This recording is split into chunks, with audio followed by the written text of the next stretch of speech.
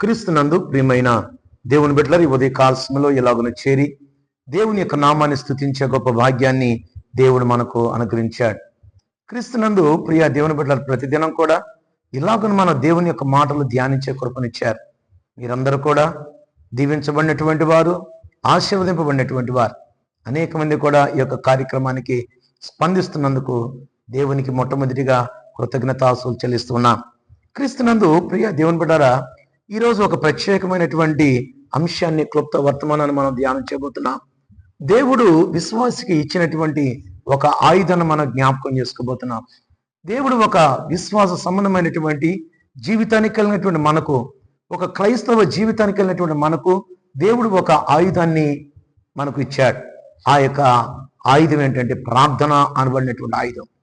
ప్రార్థన అనేటువంటి మాటకు మనం జాగ్రత్తగా చూస్తే దేవునితో మాట్లాడుట, ప్రార్థన అనేటువంటి మాటకు మనము జాగ్రత్తగా అర్థాన్ని చూస్తే దేవునితో సంభాషించుట, ప్రార్థన అనేటువంటి మాటను మనం జాగ్రత్తగా చూస్తే దేవుని యొక్క మనసును మనము గ్రహించుట.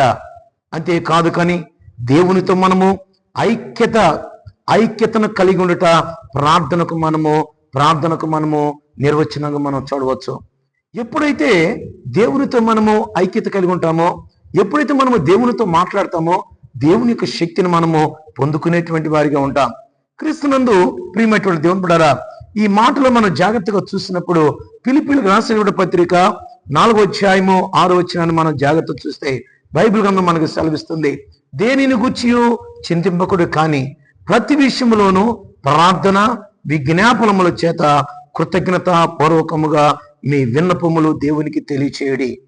క్రీస్తునందు ప్రియ దేవుని బిడ్డలారా, ఏమండి, దేనిని కూర్చి మనము చింతపడేటువంటి వారికి ఉండకూడదు. దేవుడు మనకొక ఆయుధాన్ని ఇచ్చాడు, దేవుడు మనకు ఒక కృప ఇచ్చాడు. ఆ యొక్క ఆయుధాన్ని పట్టుకొని మనము దేవునికి మనము ప్రార్థించేటువంటి వారికి మనం ఉండాలి, విజ్ఞాపన చేసేటువంటి వారికి ఉండాలి.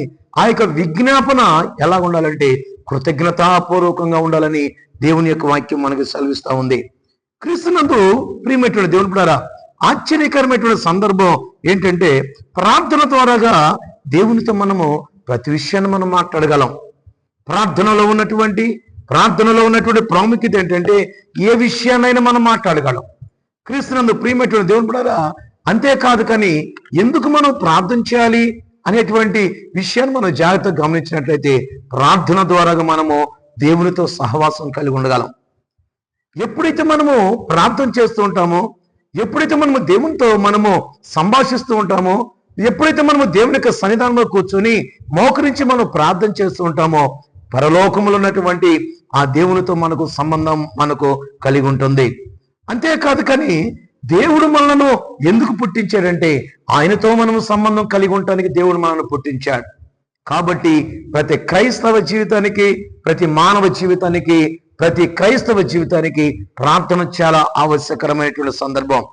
అంతేకాదు కానీ క్రీస్తునందు ప్రియమైనటువంటి దేవుని బిడ్డలారా, ప్రార్థన ద్వారాగా భూలోకంలో మనం ఏ సమస్యనైనా జయించగలం. దేవుడు మనకిచ్చినటువంటి కృప ఏంటంటే ఏ సమస్య అయినా సరే, అందుకే బైబిల్ గ్రంథంలో అంటాడు, 1 పేతురు రాసిన పత్రిక 5వ అధ్యాయం 7వ వచనం అంటాడు, ఆయన మిమ్మల్ని గురించి చింతించుచున్నాడు గనక మీ చింత యావత్తు ఆయన మీద వేయుడి. క్రీస్తునందు ప్రియమైనటువంటి దేవుని బిడ్డలారా, చింత యావత్తు, ఏ బాధ ఉందో, ఏ నష్టం ఉందో, ఏ కష్టం ఉందో సమస్తం కూడా మనము ఆయన మీద మనము భరించవచ్చు, అనగా ఆయన మీద వేయవచ్చు. క్రీస్తునందు ప్రియమైనటువంటి దేవుని బిడ్డలారా, మూడో విషయం ఏంటంటే ప్రార్థన ద్వారా మనకు పరిపూర్ణమైనటువంటి సంతోషం కలుగుతుంది. దేవునితో నువ్వు మాట్లాడుతున్నప్పుడు పరిపూర్ణమైనటువంటి సంతోషం, పరిపూర్ణమైనటువంటి సమాధానం, పరిపూర్ణమైనటువంటి తృప్తిని మనం పొందగలం. క్రీస్తునందు ప్రియమైనటువంటి దేవుని బిడ్డలారా, ప్రార్థనలో ఉన్నటువంటి ప్రాముఖ్యతను మనం గమనించాలి. అందుకే ప్రార్థించేటువంటి వ్యక్తి యొక్క జీవితం ఎలాగుంటుందంటే ఎల్లప్పుడూ కూడా ప్రార్థించే వ్యక్తి ఆత్మపూర్ణుడుగా ఉంటాడు. పిల్లారా, ప్రార్థించేటువంటి వ్యక్తి జీవితం ఎలాగుంటుందంటే ఆత్మతో నింపబడి ఉంటాడు. క్రీస్తునందు ప్రియమైనటువంటి దేవుని బిడ్డలారా, అంతేకాదు కానీ ప్రార్థించేటువంటి వ్యక్తి ఎల్లప్పుడూ కూడా దేవుని సన్నిధానాన్ని కలిగి ఉంటాడు. జాగ్రత్తగా గమనించాలి ఈ మాటలు. నువ్వు ప్రార్థించేటువంటి లక్షణం మనకు ఉందో లేదో ఆలోచన చేయాలి. ఉదయ కాల సమయంలో ప్రార్థించేటువంటి వ్యక్తి ఎల్లప్పుడూ కూడా ఆత్మతో నింపబడి ఉంటాడు. ప్రార్థించేటువంటి వ్యక్తి ఎల్లప్పుడూ కూడా ఆత్మతో నడిపింపబడతాడు. ప్రార్థించేటువంటి వ్యక్తి ఎల్లప్పుడూ కూడా ఆత్మ సంబంధమైనటువంటి కార్యాలు జరిగిస్తాడు. ప్రార్థించేటువంటి వ్యక్తి ఆయన దేవుని యొక్క శక్తిని పొందుకుంటాడు. క్రీస్తునందు ప్రియమైనటువంటి దేవుని బిడ్డలారా, ఆలోచించండి. ప్రార్థించేటువంటి వ్యక్తిగా నీవు ఉన్నావా? దేవుని స్తుతించేటువంటి వ్యక్తి ఉన్నావా? క్రీస్తునందు ప్రియమైనటువంటి దేవుని బిడ్డలారా, అందుకే మనము బైబిల్ గ్రంథంలో కొన్ని మాటలు మనం చూడగలం. జాగ్రత్తగా మనం గమనిస్తే యెహోషువ ప్రార్థించగా మనందరికీ తెలుసు, సూర్యుడు చంద్రుడు ఆగిపోయినట్లుగా మనము బైబిల్ గ్రంథంలో చూడగలం. సూర్యుడు చంద్రుడు అన్నాడు, యెహోషువ అయ్యా, ఇశ్రాయేలు జనాంగం మీదకి యుద్ధానికి వచ్చినప్పుడు ఆ శత్రువుని ఉద్దేశించి యెహోషువ ప్రార్థన చేస్తున్నాడు. దేవా, నైనా సూర్యుడు నాపయ్యా, నైనా చంద్రుడు నాపు, ఈ యొక్క యుద్ధం జరిగేంత వరకు నైనా ఈ కృపను మా కలుగు చేయి అనినప్పుడు సూర్యుడు గిబియోనులో ఆగిపోయాడు, చంద్రుడు అయ్యో లోయలో ఆగిపోయినట్లుగా మనం బైబిల్ గ్రంథంలో మనం చూడగలం. అంతేకాదు, కానీ ప్రార్థన ద్వారాగా విజయాలు సాధించినటువంటి అనేక మంది భక్తులు బైబిల్ గ్రంథంలో ఉన్నారు. వారిలో ప్రముఖంగా మనము దానియేలు జీవితం నుంచి కొన్ని పాఠాలు మనం నేర్చుకోవచ్చు. దానియేలు ఇటి శాసనము సంతకము చేయబడినని తెలుసుకున్నా కూడా యథాప్రకారము తన యొక్క మేడ పై భాగానికి వెళ్ళి తన యొక్క కిటికీలు యెరూషలేము వైపునకు తెరువబడి ఉండగా దేవునికి ఆయన ముమ్మారు ప్రార్థించినట్లుగా బైబిల్ గ్రంథంలో మనం చూస్తాం. క్రీస్తునందు ప్రియమైన దేవుని బిడ్డలారా, ప్రార్థన చాలా శక్తివంతమైంది. దేవుని యొక్క కృపను పొందుకోవాలంటే, దేవుని యొక్క ఆశీర్వాదాన్ని పొందుకోవాలంటే, దేవునితో సహవాసం కలిగి ఉండాలంటే, నీవు నీ జీవితంలో పరిపూర్ణమైనటువంటి సంతోషాన్ని, పరిపూర్ణమైనటువంటి సమాధానం కలిగి ఉండాలంటే ప్రార్థన అనబడినటువంటి ఆయుధం చాలా ప్రాముఖ్యం.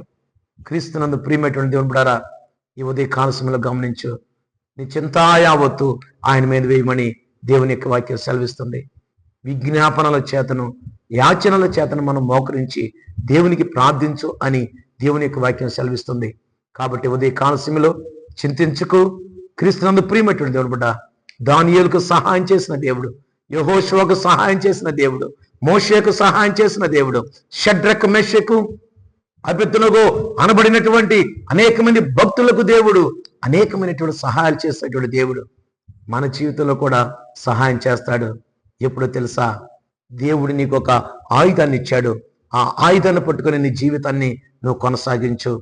ఏ అవసరం ఉన్నా, ఏ అక్కరున్నా దేవునికి ప్రార్థన చేయి. దేవుడు నీ అవసరాలు అక్కలు తీరుస్తాడు. కాబట్టి ఉదయ కాల సమయంలో మోకరించు, దేవునితో ప్రార్థన చేయి, దేవుని యొక్క కృపను పొందుకో. తలలు ఉంచుకుందాం, చిన్న ప్రార్థన చేసుకుందాం. స్తుతికి కారణభూతుడా మీకు వందనాలు. ప్రేమ నమ్మకం కలిగిన మా తండ్రి, మీకు వందనాలు చెల్లిస్తున్నాం. ప్రార్థన అనబడినటువంటి నాయన ఆయుధాన్ని మీరు మాకు ఇచ్చారు. అందుని బట్టి మీకు నాయన స్తుతులు చెల్లిస్తూ, ఈ యొక్క ఆయుధాన్ని నాయన ప్రతి విశ్వాసి తండ్రి తన చేత పట్టుకొని నాయన తన జీవితాంతం నడుస్తూ ప్రభా అయ్యా నాయన మీ ద్వారాగా అనేకమైనటువంటి మేలులు పొందుకునేటువంటి కృప దయచేయమని మా ప్రభు అయిన యేసుక్రీస్తు నామమున అడిగి వేడుకుంటున్నాం మా తండ్రి, ఆమేన్. మన పరమ తండ్రి అయిన దేవుని ప్రేమయు, కుమారుడైన యేసుక్రీస్తు కృపయు, పరిశుద్ధాత్మని యొక్క అన్యోన్య సహవాసము సన్నిధానం ఈ మాటలు వినుచున్నటువంటి నీ బిడలకు సర్వకాలము సదాకాలము మీ కృపతోడయుండి నీ బిడలను నడిపించునుగాక. ఆమేన్.